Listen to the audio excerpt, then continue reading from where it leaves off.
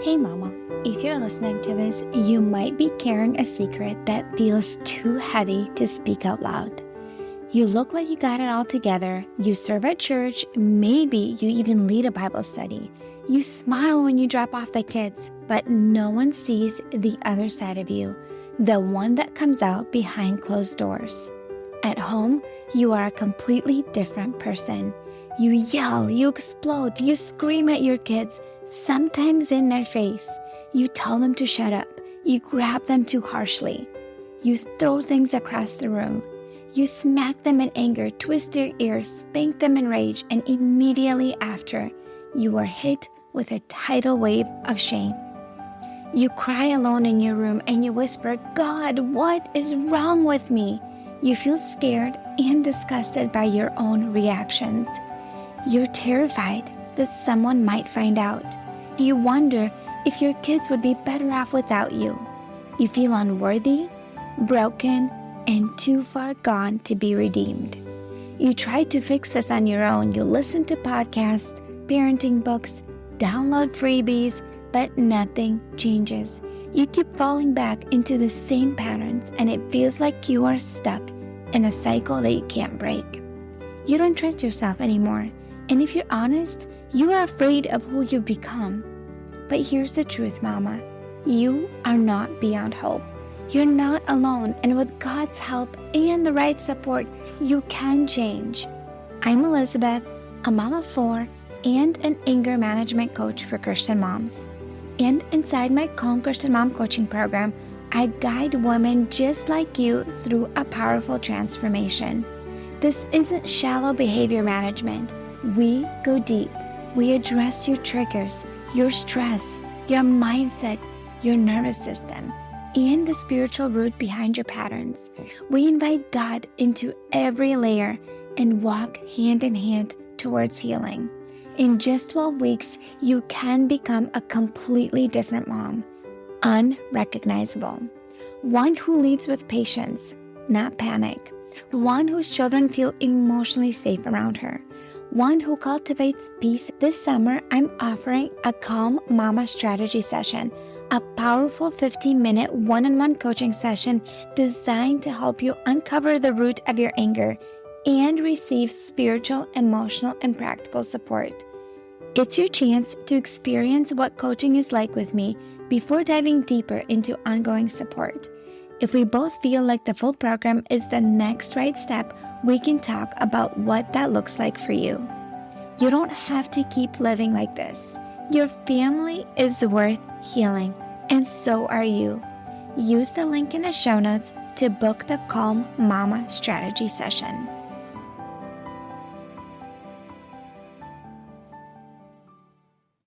Dear friend, if you are separated or divorced and you have to co-parent with the father of your children, and you notice that it's draining you and it's creating so much tension and sucking the life out of you, and you feel chronically overwhelmed and stressed out and it's constant chaos, this episode is for you, my friend.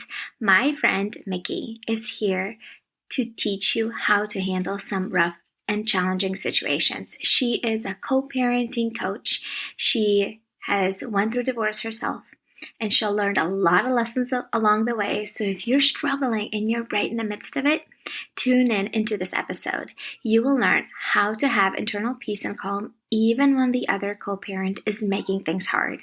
How to set boundaries with someone that is being difficult. 3 ways to respond when the co-parent is doing something that triggers you. What do you do in those circumstances? And there's a lot of other extra things that I'm just excited for you to learn about. So Mikki is a co-parenting coach. She has a book that she wrote that I will link in the show notes. She also has a podcast, and I think you will find this conversation extremely helpful if this is the circumstance that you are in. Also, if you have a friend that is divorced and is struggling in the co-parenting dynamic, share this episode with her. I think she will find it also extremely helpful. All right, let's tune in into this episode. Hi, Mikki. Welcome to Emotionally Healthy Legacy Podcast. I'm so excited to have you here. I'm excited to be here, Elizabeth. Thank you for having me. Share with me something that you have been loving lately. It could be anything, anything random or something that you've been using or anything that you've been loving lately. Yeah. So honestly, I downloaded the Pause app.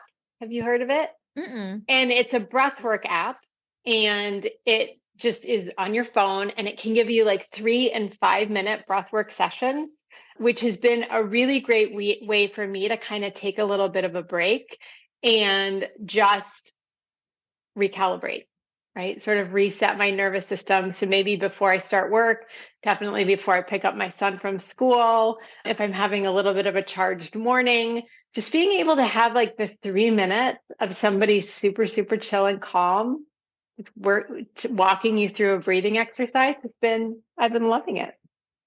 I love that. I had an app similar to that that I used to use, and it would also be like 3 to 5 minutes. And it's amazing how like that can be so helpful to decompress. And I feel like a lot of us underestimate the power of breath. And Yes. one of the things that I teach is doing it proactively. Don't Mhm. wait until you No. are freaking out to do deep breathing because you don't want to do deep breathing then. But when you're starting to feel a little bit tense, like you said, a little bit just a little bit overwhelmed or a little bit stressed out. It is so wonderful. And I love doing that through transition. One of the things that I Mhm. do is when I'm done working and then I go pick up my son from school and I put my daughter in the car, she's typically fine with no music or anything. And it's a 5 minute drive for me, but I don't listen to anything. I don't Mm. play anything. I just have complete silence in the car. We live in Florida. It's nice outside. I'll put the windows down and just get fresh breeze and Yeah. just silence. Because once you pick up the kids from school, it's There's no no silence. silence. And so No I'm gonna silence. enjoy my 5 minutes, but I love that. I love that using it like in the transitions or just maybe before you start your work day. I did that. I was teaching my client that like after work, before she picks up her son from school, I'm like, Mhm. just sit in your car for like Yeah. a few minutes in silence. It is so helpful. It just is. Just close your eyes, take some deep breaths, and I'll be recommending that app. So thanks for Yeah, sharing. it's a great one. And, I'm a devoted meditator. I have been, I think, so I was thinking about it the other day. November of 2024 will be 4 years where I've never missed a day. And for me, that's how I start my day.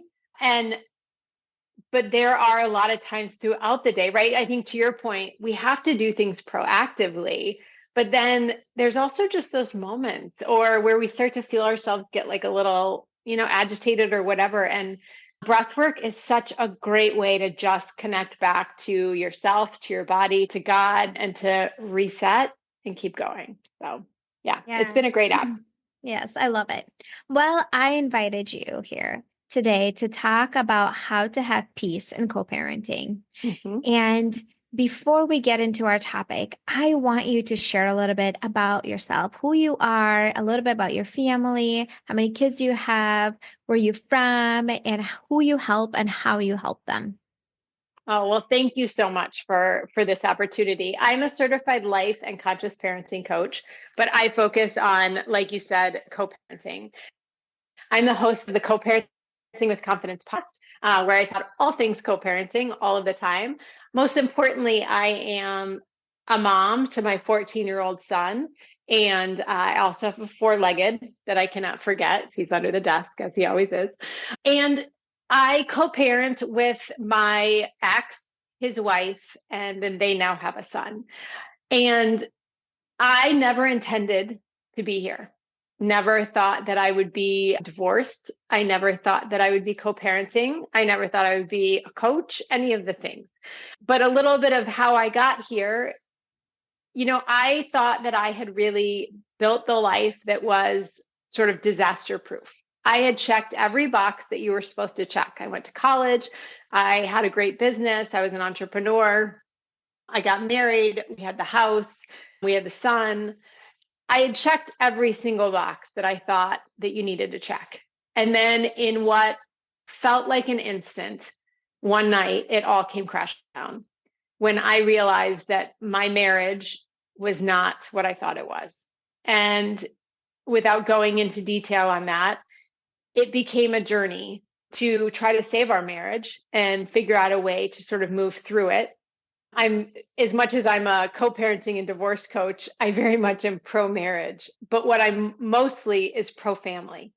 And when I realized that our marriage wasn't going to be able to last where both of us felt good about it, I decided that we were going to divorce and that we were going to do it like the best possible way. Again, this is me. I go in hard to figure out how to be the best at whatever I'm doing. You can tell I'm a little competitive. So I decided, we're going to do this, but we're going to do it still being a family. We're just going to be a family in two houses. I had no idea what that was going to look like. Nobody in my family was divorced. I had no friends that were divorced. I really felt like I was alone on this island. And unfortunately, it came with a lot of shame. And that shame kept me very isolated and very alone. And I would love to say that it was easy. I would love to say that we figured it out and it was, we just learned co-parent really peacefully together, but it wasn't that way. I think some of the things I had to learn how to do was, how do I show up for my son in a way that feels good to me? I was filled with anger. I was filled with anxiety. I went through, I've on and off struggled with depression since I was a teenager. It became very highly escalated during this time, but I was very reactive and unloading on everyone around me, but thought I was keeping it all together. I thought if you looked at my life from afar, I was the greatest looking divorced person, right? I had figured it out. I was always nice. I always had a smile on my face. I was, I always got the, oh, how are you doing it? But inside, I was falling apart. And for me, the turning point really started when my son, who was at this point, he was 3 when we separated, he was about 5, when he started showing some real significant signs for his trauma of having 2 houses and the anxiety and a mom who was going through all of this. And I got very angry at that, I have to say, because I did everything to not let our marriage and the dissolution of our marriage affect my son. When it did, I got really upset. And because I was trying so hard to not let it. And I realized that I couldn't control that. And so I started on a journey of really, I kind of just got to the point where I thought the end of my marriage, I was broken. When this happened, I sort of fell into pieces again and realized like something's got to give and I got to figure out a different way. And I started on a journey to really figuring out how to heal my mind, my body, and my spirit so that I could show up and be the mom that I wanted to be for him. And it was through coaching that there was a lot of therapy involved too, but it was when I found coaching that I started to be able to make actual transformation in my life that I hadn't been able to do on my own. And I started finding ways to really start to shift, to just feel better, to be able to function better, to be able to parent differently. And I believe wholeheartedly that every parent has the capability to create a harmonious home for themselves and their children, even after divorce, even with a difficult ex, even with chaos. Like we all have that capability.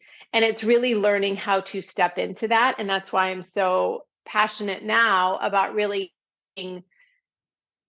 co-parenting, but parenting, actionable parenting support so that we can improve our internal peace and our overall wellness so that we can be that soft, loving, safe place for our children to land.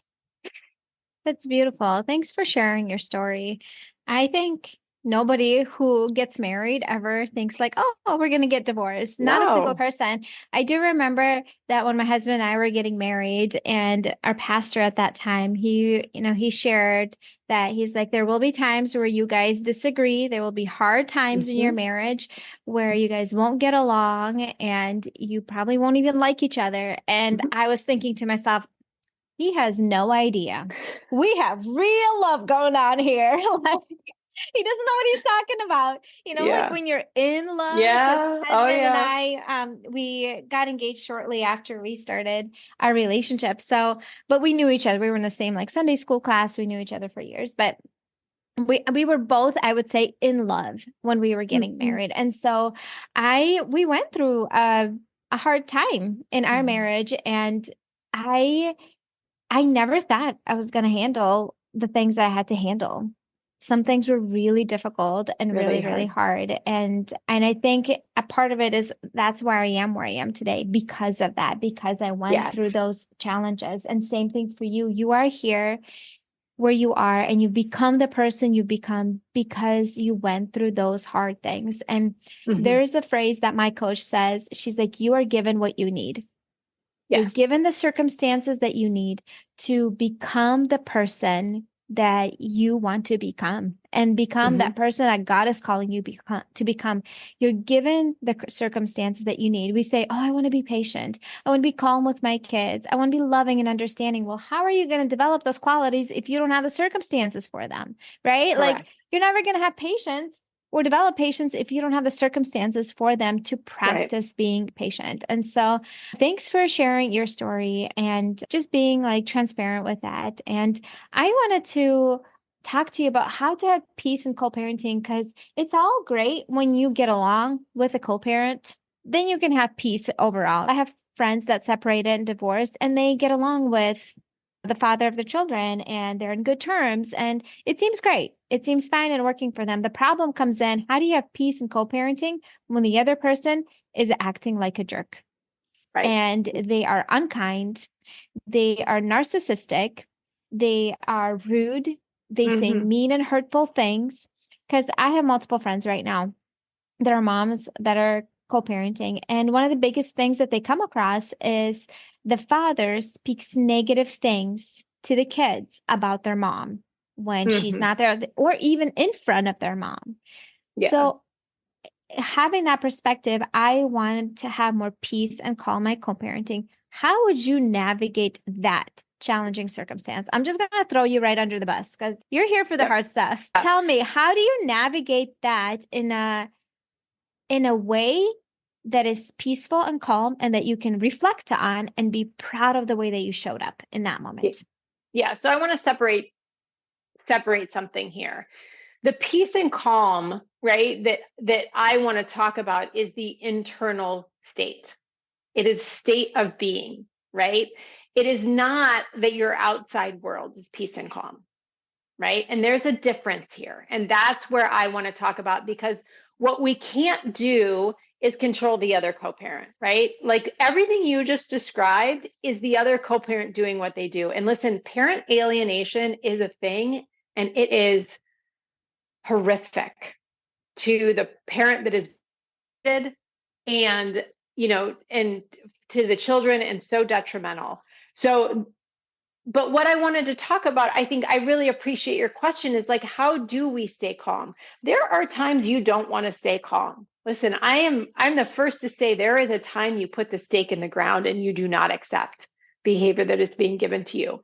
The only way you can get to that place though is to learn how to protect your own well-being, which is learn how to speak up with conviction, how to hold boundaries that protect your peace, learning how to cultivate calmness within yourself, experiencing a greater sense of calm in your interactions and more clarity in your decisions, and learning how to really reclaim your freedom, which means not getting drained by the conflict, but learning how to make sure that you're welcoming in the time and the energy for what really matters, right? So, how do we do all that? So that's really where we have to shift the focus. If there's one thing that we all see, it's is about separation, taking sides, defining ownership, creating these like fences to contain everybody. But when we co-parent from that place, it only perpetuates isolation, fuels more conflict, and creates even more problems when the people won't stay inside their fence, right? Which is what you just described of the other person. So instead, the conversation that I really want to talk about and look at is healthy, empowered co parenting, which is you living in alignment with you and your children's well being, right? Notice I said nothing about the ex right now. It is all about how are you focusing and showing up in support of your well being? How are you creating the space and the calm and the groundedness that you need to be able to weather the storm. And that's where I really focus on talking to co-parents, because we can't control what the other person is doing. Now, I'm not saying you don't say anything. I didn't say that, right? If the other person is saying negative things, either to you or about you when the kids aren't there, we have to be really careful about how we're interacting on that. If they say something disrespectful to you at drop off, maybe it's saying, you know what, I don't appreciate it, and I will accept those words, right? Or I will no longer continue to participate in face-to-face drop off if you're going to be disrespectful. And then you don't. That's a boundary. A boundary is all about what you will do in response to something. And so we have to learn. Oftentimes we think boundaries are, I'm going to set this boundary and you can't come past it.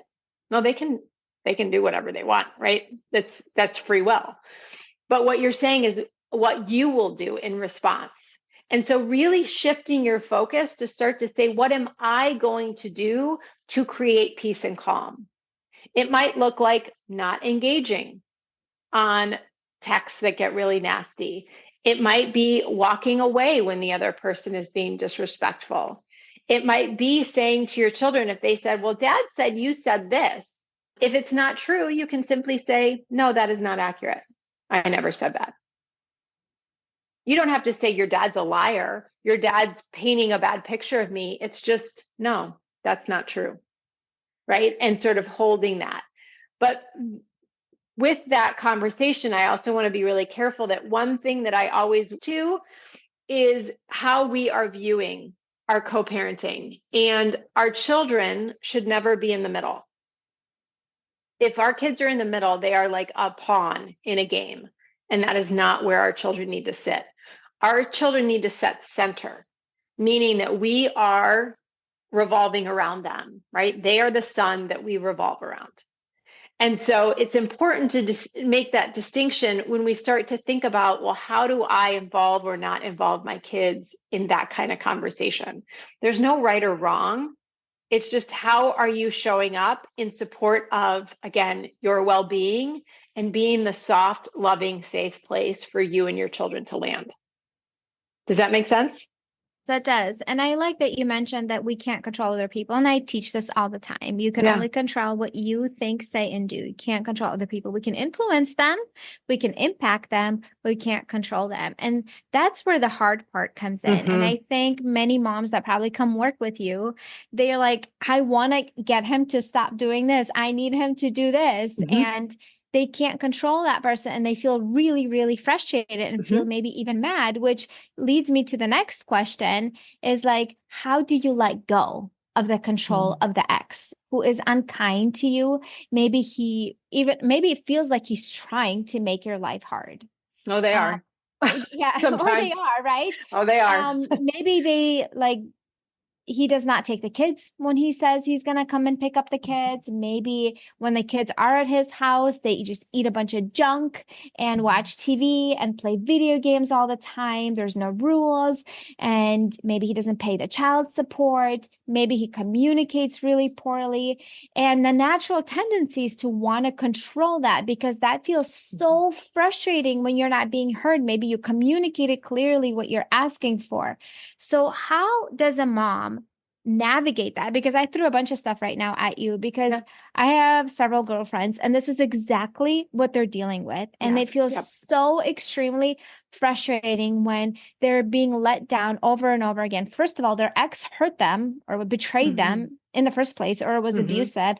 And now they separated. And now he is just being unkind to them, not helping with the child support, not paying what he's supposed to, and then just not taking ownership, telling the kids he's going to take them out, have a fun day with them, buy them some things, and then doesn't follow through. Now the kids are disappointed and crying, and I have to deal with their emotions. And all you want to do is control this guy to just have them be a decent human. So walk me through that, because I feel like that is the hard things. You're like, darn it, like, don't I have enough to deal with? Now I have to deal with him making my life harder.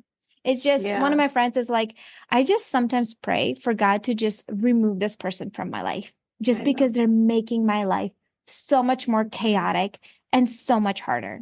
Yep. Speak to Yeah. her, please. Yes, I will. Okay.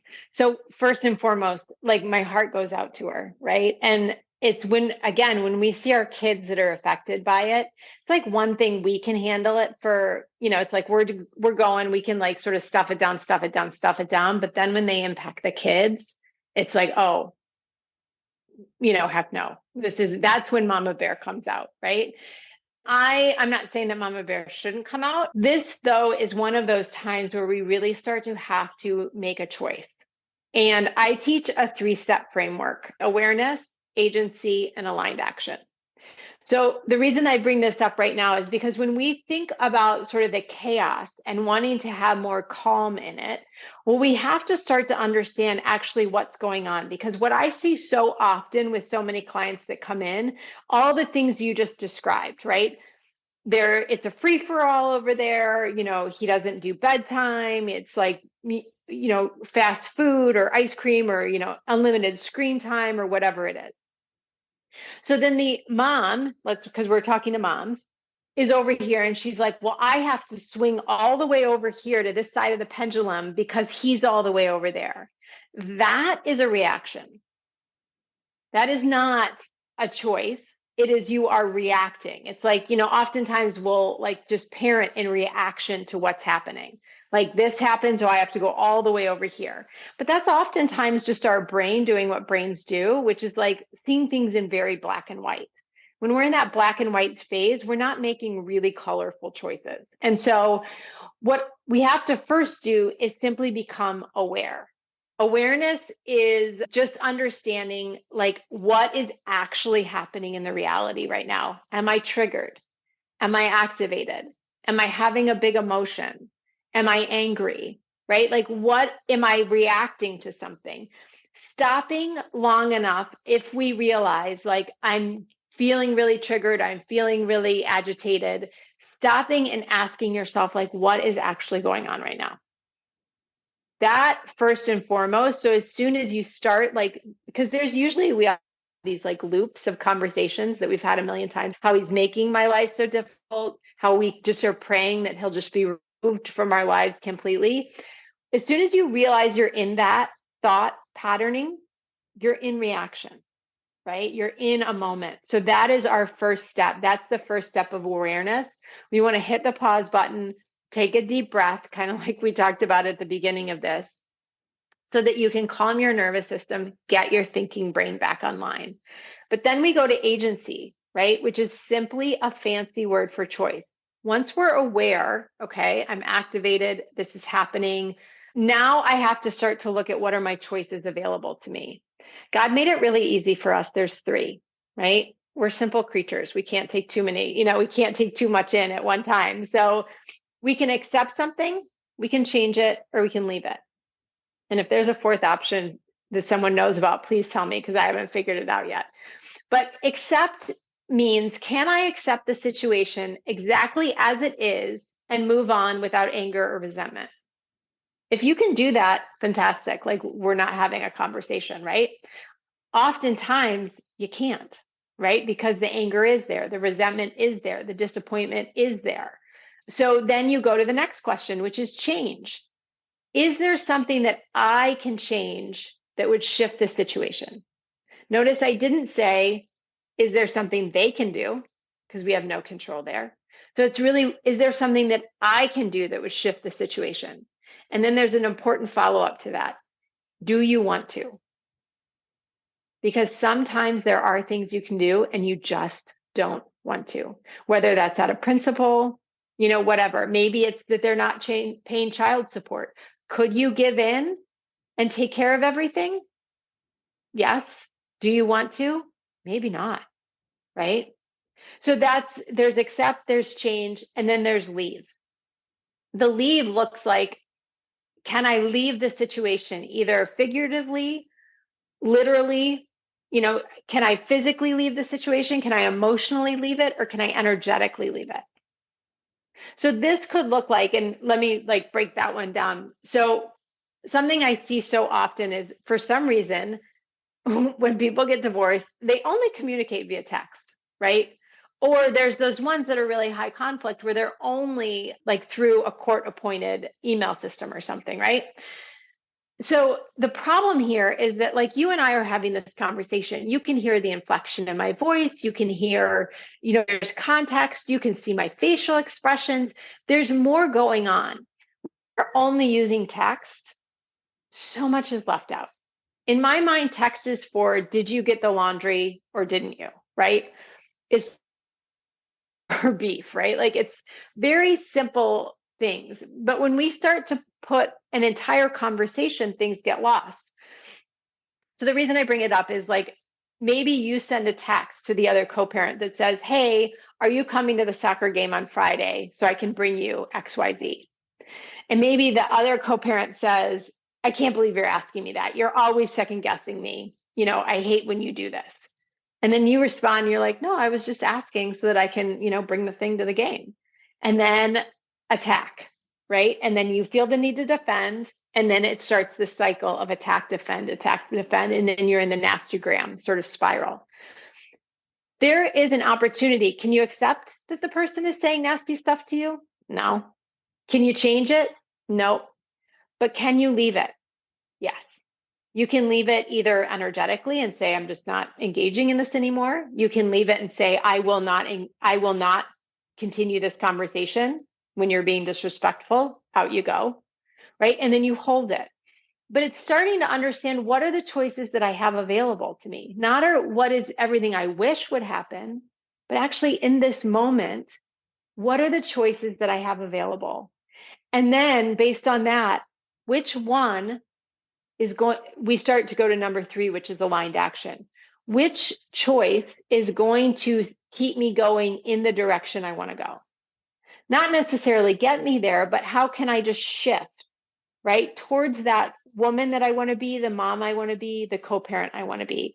And that's how we start to make decisions over time that protect our peace, that keep us grounded, that keep us calm, even in the face of the ridiculousness that's happening. Because we're taking agency over our own lives. We're moving in a direction that feels aligned for us, that's getting us where we want to go, regardless. It's like unhooking yourself emotionally from the baggage that they are and saying, no, I'm not going to drag you along with me. I'm going this way. And if you're not on board, I'm going to unhook and you can go do your own thing. Does that make sense? That does make sense. And that is so practical. And I love those mindset shifts because and having a framework to even go through, this is the circumstance. Can I accept it? Can I change it? Can I let it go? And those are really good and really practical. Just even sit down and journal through that. Am I willing to accept this? And sometimes, like my friend, the kids go over there and they watch video games and they, eat whatever they want to and go to sleep whenever they want to. And she chooses to accept that because that's just the choice that she makes. Right. And, or when it comes to child support, she's like, he's barely paying anything. I'm choosing to do something about it. And I texted her the other day, we were talking about it, and I said, okay, these are the circumstances. What are you going to do about it? What are you going to choose to do about it? That's right. It is what it is. Are you going to choose to go to court and try to make some changes, or are you going to choose to accept it? And he's not the type of person where you can have a normal conversation with them and be like, hey, this isn't really enough for 3 kids. Realistically speaking, you're supposed to pay triple that. And so she chose to take it to court and make some changes. And I am rooting for her because that's probably the best thing for her circumstance. So thank you for and it's sharing really that. Absolutely. And it's really just having that awareness and that willingness to, like, look at things in a more realistic, honest way, right? It's letting go of all the story that we're bringing with us and just looking at it in this moment. What do I have control over? Because I don't have control over the past, right? It's already gone and doesn't exist. I have no control over the future, right? And worry is just a prayer for more chaos. Right? So it's like coming back to, I always ask clients, what time zone are you in? The past, the present, or the future? The present is where all your power lies. The other two don't exist. So what do you want to do today in this moment? And when we start to show up from that way and we get out of the reaction and we start to get into, I call it responsibility, the ability to respond, this is where this 3-step framework helps us really start to choose our response and get out of that reaction, right? Where we're just like pinballing between whatever the other person is offering us, because we don't want them to have any more of your internal peace, your emotional peace. They don't deserve that. That's yours. And so you are the one who protects that. Yeah, so well said. Well said. I have one more question for you. Mm-hmm. Is how can a mom deal with the resentment and the bitterness and the pain and the anger in a way that does not hurt her children and make the situation worse, right? Because oftentimes when a couple does get divorced, there's just almost every time there's some pain that comes with that. Somebody did something, there was some hurt, and let's say he's in the wrong in the circumstance. Let's say he betrayed her or he was abusive, and there is a lot of that pain that turns into resentment and bitterness. And then you're spending most of the time with your kids and you're noticing that it's coming out on your children. Let's say even anger, right? And frustration. So what would you say to that mama? How can she help herself not to make things worse in this circumstance?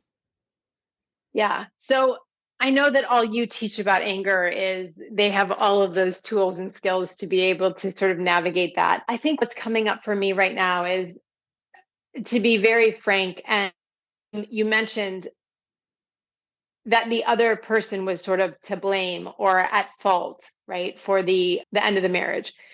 And whenever there is infidelity or betrayal at the end of a marriage, it's very easy to focus on the other person, what they did, how untrustworthy they are, all of the wounds that they created. But what I have seen and found over working with so many women and through my own experience is that the real wound from infidelity is the lack of trust we have in ourselves, because we start to second guess ourselves. What didn't I see? What didn't I know? How did I let this happen? How could I go back? How could I not have left sooner? Like all of these questions, as much as they seem in reaction to what the other person did, and it eats away at our own self-trust. It eats away at our own self-love and belief of worthiness. And this is where that bitterness, that pain, that resentment, and that anger like gets its claws in and really starts to take over, and you become kind of a version of that, right? I know for me, that's what I started to allow to happen, where I was so angry, I was so resentful, I was so anxious that I was letting that become who I was, right? And that's where I was parenting from. So really the work that I had to do, and the work that I do with the moms and dads that I work with, is really learning how to create more self-trust.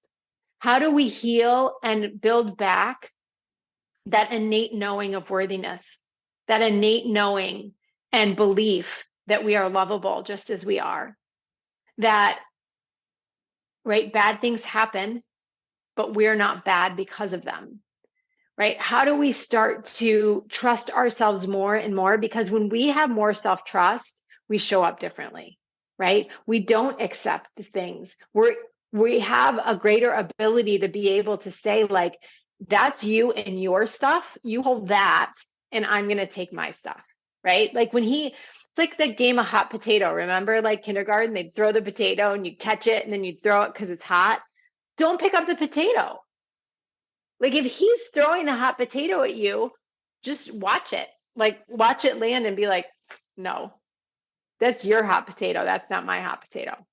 Right. And I joke about it, but I tell people, like, literally envision that they're throwing a tinfoil hot potato at you. Are you going to pick it up? Because you're the one that's going to get burned.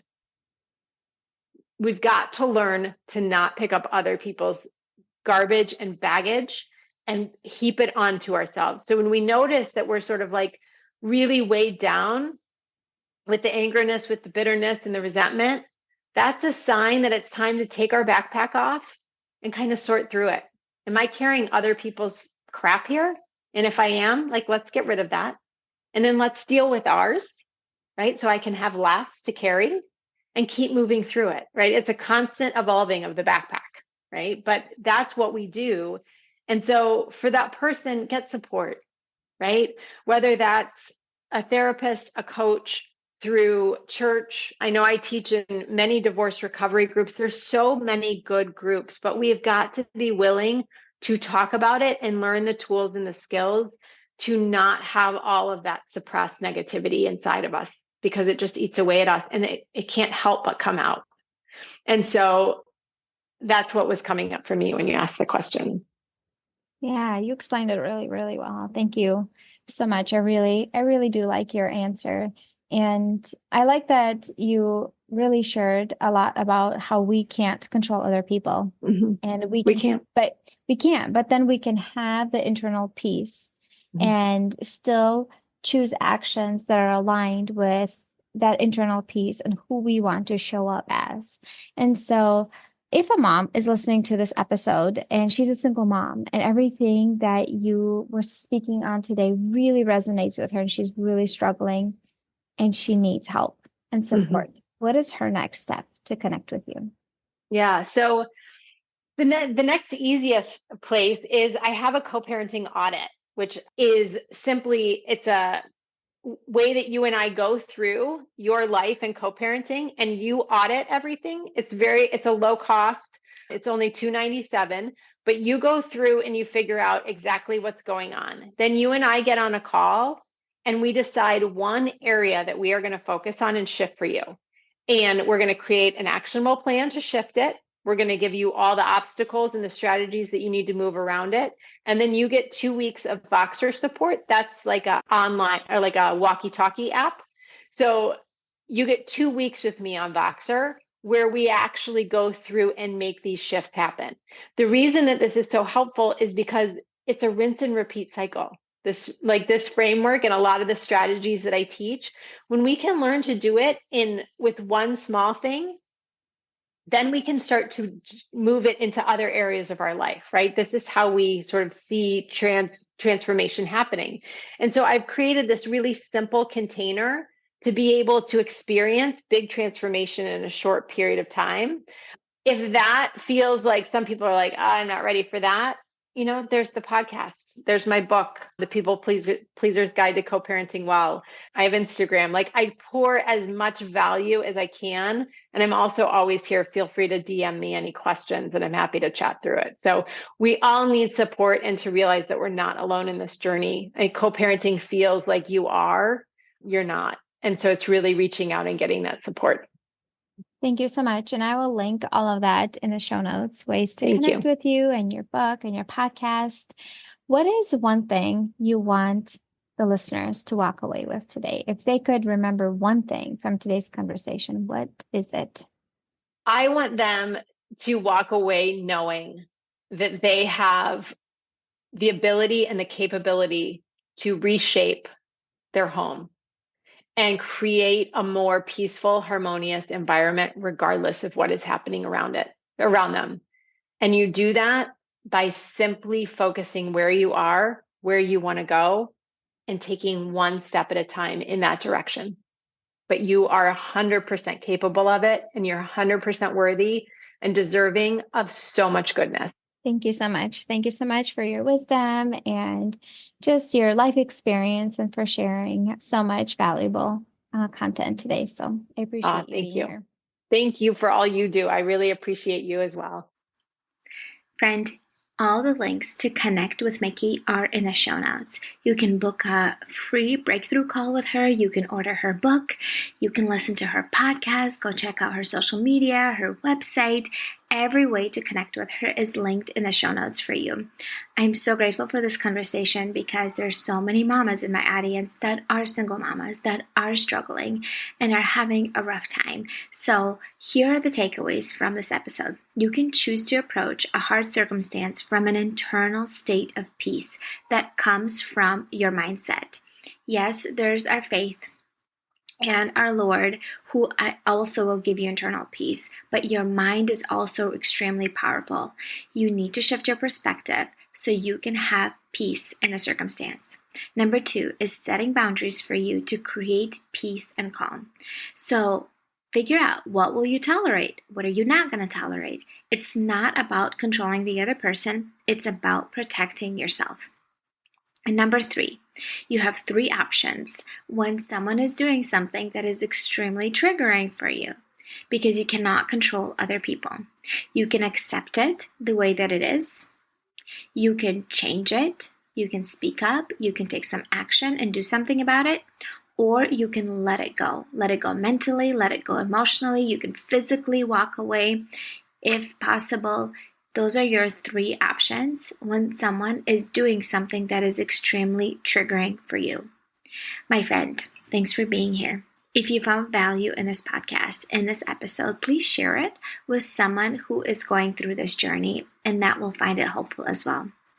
And I will see you in the next episode. Hey mama, do you find yourself snapping over the smallest things, like spilled milk or constant whining, then feeling horrible afterwards? If you're tired of losing your temper and you want to show up with more patience, I have something for you. It's a free training called How to Be More Patient with Your Kids so you're not screaming over spilled milk. Inside, I'll walk you through 10 simple things you can start doing today to become a calmer, more Christ-like mom, even on the hard days. To get it for free, just leave a rating and review on Apple Podcasts and send a screenshot to hello@emotionallyhealthylegacy.com. Or if you'd rather skip the wait, you can grab it right now for just $27. The link is in the show notes. Let's help you become the peaceful, patient mom your kids need.